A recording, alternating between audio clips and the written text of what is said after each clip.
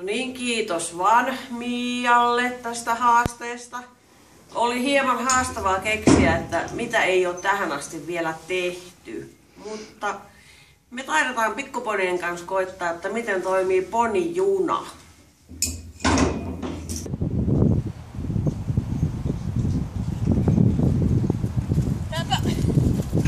Viimeinen vaunu tuo vähän liian lujaa.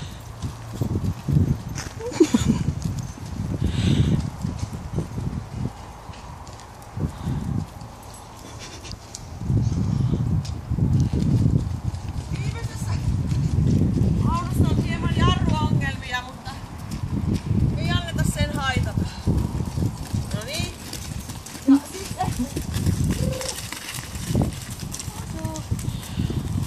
sitten tämä.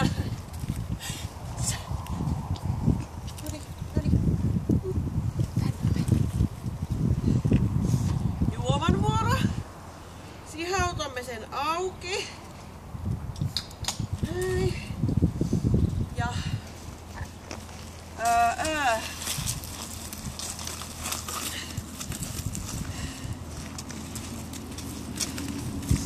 haastan Jatta Vettenrannan. Sitten Pirjo Kulmakorven ja Jonna Saarimaan. Ja ekstrana vielä haastetaan Kauppilan Sirpa. Hölky kölky.